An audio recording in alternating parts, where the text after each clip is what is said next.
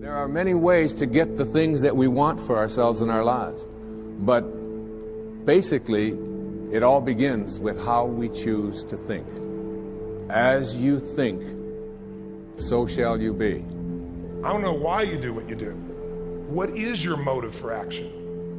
What is it that drives you in your life today, not 10 years ago? Or are you running the same pattern? Or your web? The needs, the beliefs, the emotions that are controlling you. For two reasons. So there's more of you to give. Yeah, achieve too. We all want to do that, but I mean give. Because that's what's going to fill you up. And secondly, so you can appreciate, not just understand, that's intellectual, that's mind, but appreciate what's driving other people. It's the only way our world's going to change. Everyone's going to hit adversity. Everyone's going to hit adversity. It's how you deal with that adversity. And the key word is you, not letting somebody else deal with that adversity. You have to deal with that adversity. And how you deal with it. Are you going to fight through it, or are you going to curl up and just roll over into the corner? It's going to pretty much determine how the rest of your development from a mental standpoint is going to carry you. You cannot win the war against the world if you can't win the war against your own mind. But it first starts with a sound, right? There's this sound that I hear, and that sound moves me, all right? That sound moves me. So this was a sound that I heard years ago. And there are times in my life where I just stop and I play this sound because it does something for me internally. It moves me. Write that down. Very first thing that needs to happen to you every single day is you need to be moved. You need to be moved. Whatever it is that you can do literally to incite it. Listen to me very closely. When I say find something that moves you, what most of you do wrong is you're waiting for something to move you. Instead of creating the thing every day that moves you. And the reason why I say find something that moves you, because what separates humans is our effort. There's some of us who give 70% in what we do. Some of us 80%, some of us 90%, some of us 100%, some of us 120%. And so when you move and you are moved, it allows you to operate at a whole different level.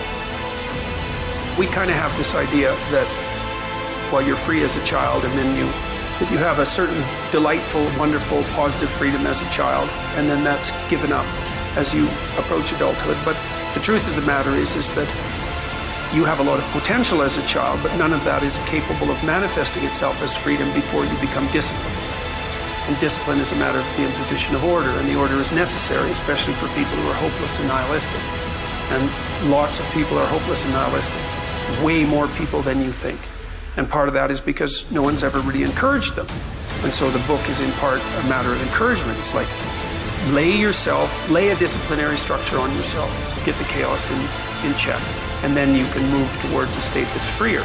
It's discipline first. Like, look, if you're going to become a concert pianist, there's going to be several thousand hours of extraordinarily disciplined practice. That's the imposition of order on your potential, let's say. But what comes out of that is a much grander freedom. And so in virtually every freedom that you have in life that's true freedom is purchased at the price of discipline. At some point, you got to start winning. You can't always look for other people to help you. Other people got their own problems. They got their own shit they got to deal with. They're trying to achieve their own goals. They are willing to assist. But after a while, if you constantly looking for assistance, constantly looking for help, it's on you. Your failure and your success is on you.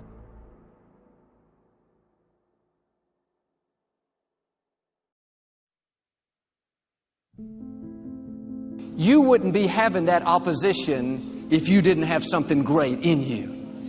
If your dream wasn't alive and on track, right on schedule to come to pass, you wouldn't have so many things coming against you. But when the enemy looks at you, he says, oh no, here comes another dreamer. Here comes another person full of faith, believing that they have seeds of greatness, not moved by their circumstances, not upset because they have a delay. They're a dreamer. They know they have the favor of God. They know because they believe all things are possible. They know God can make a way when they don't see a way. Friends, when you're a dreamer, you're dangerous to the enemy. You give him a nervous breakdown. He knows you're headed to a new level. He knows you're coming into overflow. He knows you're going to set a new standard for your family. And here's the most important thing. He knows there's nothing he can do to stop you. The forces that are for you are greater than the forces that are against you. But he will work overtime trying to convince us to settle, to give up, to stay where we are. You have to remember this principle. When negative things happen, that's not stopping your destiny. That's a sign that you're on your way to your destiny. Every delay, the setbacks, the disappointment, that didn't stop your dream. It's all a part of the process. Say, birds of a feather flock together. You run around with losers, you will end up a loser. Unconsciously, you will pick up their ways, you'll pick up their habits, you'll pick up, most importantly, their attitude about life. If you're around cynical, negative people all the time, you will become cynical and negative.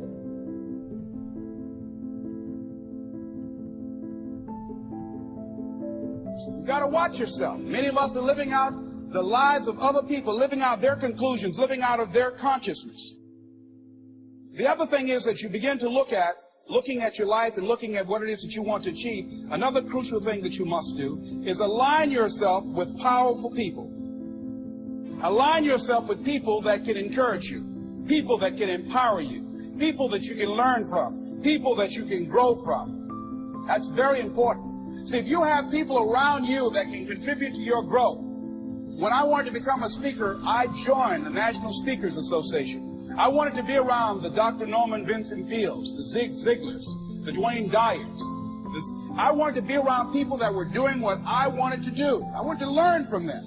And you want to do that too. You want to align yourself with people who think like you, people who dream like you, people who want more out of life, people that are stretching and searching and seeking some higher ground in life, as opposed to the majority of people. Somebody said, always strive to get on top in life because it's the bottom that's overcrowded. And see, you don't want to be on the bottom. See, it's easy to be on the bottom. It doesn't take any effort to be a loser. It doesn't take any motivation, any drive in order to stay down there on a low level. But it calls on everything in you, ladies and gentlemen. You have to harness your will to say, I'm going to challenge myself. Sometimes I have to pull myself out of bed and say, come on, Les. Things I know I should do, I don't do. Things I shouldn't do, I do. I found that the biggest enemy you have to deal with is yourself. There's an old African proverb that says, if there's no enemy within, the enemy outside can do us no harm.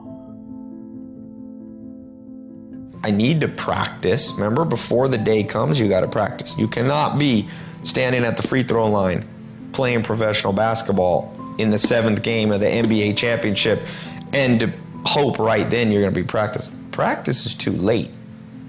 Larry Bird used to, the great basketball player, he used to shoot, 1,000 free throws, 8 in the morning. My friend Don Ravine trains a lot of the pro basketball players. LeBron James, he trains Durant, Kobe, Chris Paul. And he says these guys are up when everybody else is sleeping, they're practicing.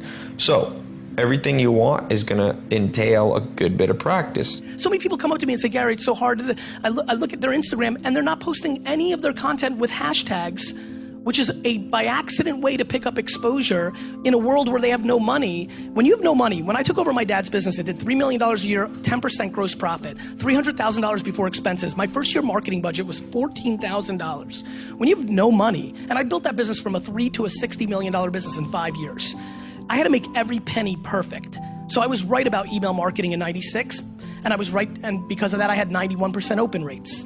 When Google AdWords came out, the day it came out, I paid 5 cents a click for words before anybody bid me up, and I was super right, and that worked. How much is that luck versus preparation, and do you ever get anything wrong? What do you do when you make a mistake? I get everything wrong. It's just that I can't recall it because once it's wrong, I'm moving on to the next thing. Like dwelling on what you f***ed up on is the quickest way for the next thing not to work. Right? Yeah. So I think I do everything. I mean, you know this. This is a fun thing to say. Some people in the back know this. I was a breakout YouTube star in the first year, 2006.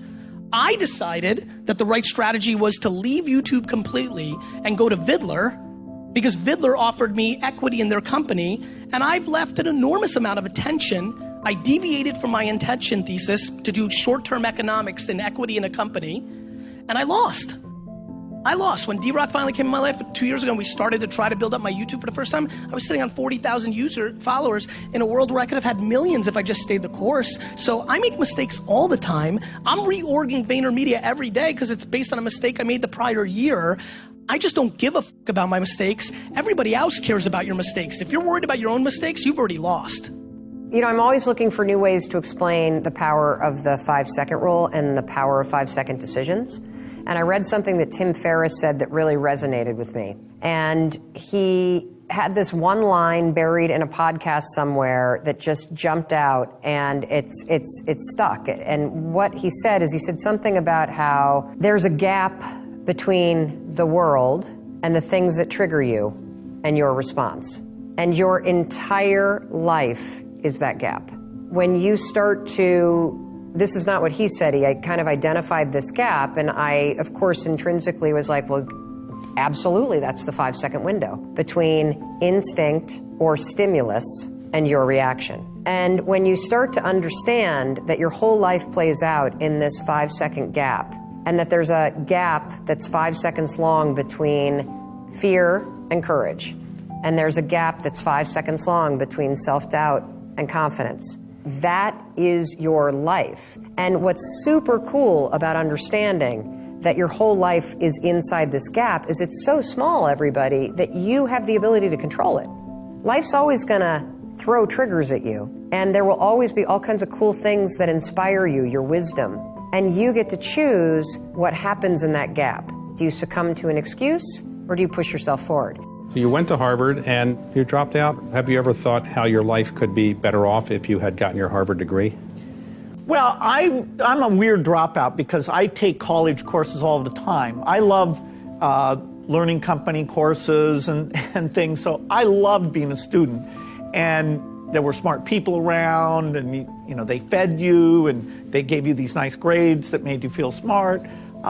So I feel it was unfortunate that I didn't get to stay there, but I don't think I missed any knowledge because, you know, whatever I needed to learn, I was still in a learning mode. I came up with a slogan, and I tell it to my kids all the time. I say, there's no losing, only learning. There's no failure, only opportunities. And there's no problems, only solutions. So to me, what failure is the mother of all success. If it wasn't for Michael Jordan getting cut from his 9th grade basketball team, he wouldn't have became Michael Jordan. You know, if it wasn't for, I seen an article the other day where they were talking about Oprah Winfrey and how she got fired because she wasn't good for television. You know, you got people like Walt Disney who got fired, if I'm not mistaken, from a newspaper saying he had no imagination. ¿Tú me entiendes lo que te estoy diciendo? These are the same people that I got to deal with. Tell me what's not a hit record. Right. So what do you tell them? You tell them, you know that all they can do is learn and come back bigger, better, stronger. Because all it's going to do is lead you in the right direction. See, if you're always winning, then you don't really understand what it is to win. You got to take those losses. You got to take those hits. There's got to be the valleys, the peaks, the ups, the downs. In order for you to, when it does happen, you go, wow, qué rico. You know, this is what it's all about. And not only that, it's never about making it, guys. It's always about maintaining it. That's the toughest part. Patience is for the impatient. That in fact, when you're getting started and your in-laws are making faces at you and you're not sure if you're going to be able to pay the rent and you don't know why you're living in Brooklyn to begin with and you're going to have to move back to Florida, it's easy to say, you know what? I need to go faster to pick up these scraps and pick up these scraps. And sometimes what that does is it gives you the foot up to get to the next level, but sometimes what that does is it just makes you a scrap collector. And that one of the things that we see when we look at the work of people who have put really big ideas into the world, who have built online platforms, right, is that they got there by being patiently impatient or impatiently patient, whichever way you want to juxtapose it. That if you look around at the blogs you read or the people you respect online or the organizations you want to work with, the myth of the overnight success is just that, a myth. That, you know, the much vaunted Twitter was a failure, a complete failure for 2 years. Nobody used it. And if they took the mindset of, well, if it doesn't work in 2 weeks, we got to go do something else, you never would have heard of it.